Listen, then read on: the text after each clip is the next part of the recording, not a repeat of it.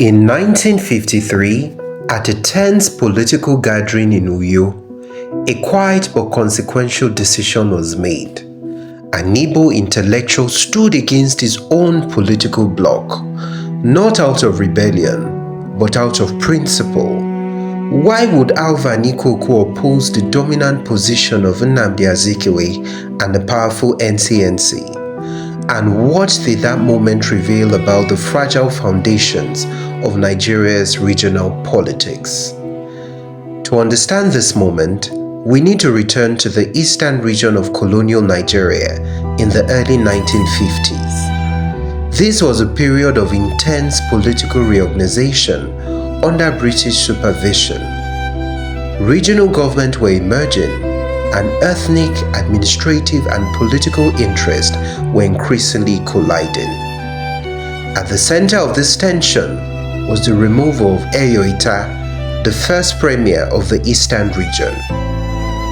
His removal, widely attributed to political maneuvering by National Council of Nigeria and the Cameroon's NCNC's leadership, particularly under Nnamdi Azikiwe, was deeply controversial. For many in the minority regions, especially in Calabar, Ogoja, and Rivers, this was not just politics, it was a warning. The fallout from Eyo Ita's removal triggered a political awakening amongst minority groups. In response, leaders from Calabar, Ogoja, and Rivers convened to discuss their political future. This led to the formation of the COR Movement, short for Calabar, Ogoja, and Rivers.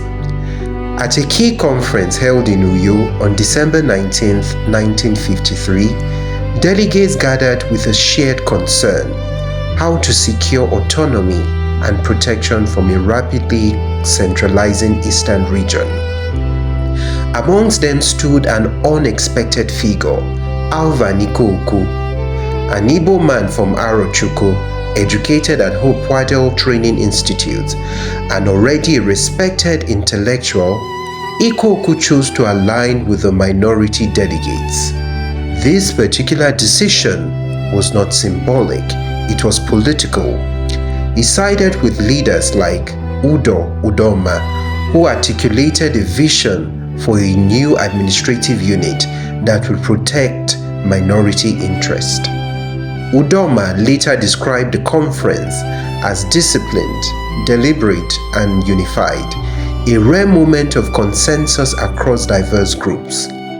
The resolution they adopted was clear. They proposed the creation of a new state within the Nigerian Federation, comprising Calabar, Ogoja, and Rivers provinces. This was one of the earliest organized demands for state creation in Nigeria. Ikoku's position raises an important question. Was this an act of political courage or a break from ethnic solidarity?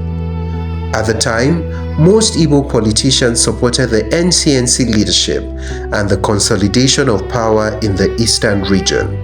Ikoku did not. Instead, he recognized a structural imbalance. Minority groups feared domination, and their concern was not adequately addressed within existing political arrangements. Some historians argue that the COR movement was an early warning sign, highlighting the dangers of majoritarian politics in a multi-ethnic society. Others suggest that the movement, while justified, lacked the political strength to achieve its goal at the time. It is also important to note that the removal of Eyo Ita remains a contested episode. While some view it as a strategic political shift, others describe it as unjust and exclusionary. What is not disputed is this: the event deepened mistrust and accelerated demands for regional restructuring. The COR or COR movement did not immediately achieve the creation of a separate state. However, its influence was far-reaching. It laid the intellectual and political groundwork for later state creation movement in Nigeria, particularly during the post-independence and military eras. Decades later, the areas once represented in the COR movement would become the parts of states such as Cross River, Akwa Ibom, and Rivers State. Ikoku himself continued to shape Nigeria in a different domain, which is education. In 1932, he founded the Agris Memorial Secondary School in Arochukwu, one of the earliest co-educational institutions in West Africa. He later advocated for universal primary education, proposing an Education Bill of Rights in 1962. This idea would eventually influence Nigeria's adoption of free primary education policies in 1976. He also served on national bodies such as West African Examination Council and the University of Ibadan Council. His legacy therefore extends beyond politics into the intellectual infrastructure of Nigeria. The story of Alvan Ikoku and the COR movement is not just about a political disagreement, it is about a deeper question. How should power be distributed in a diverse society? In 1953, Ikoku chose principle over alignment, and in doing so, he highlighted tensions that Nigeria continues to navigate till date. The COR movement may not have achieved its immediate goal, but it reshaped the conversation about equity, representation, and federalism, and perhaps that was its most enduring contributions. If you found this analysis valuable, subscribe to Everything Sociology 24 for more deep, evidence-based documentaries on history, politics, and society.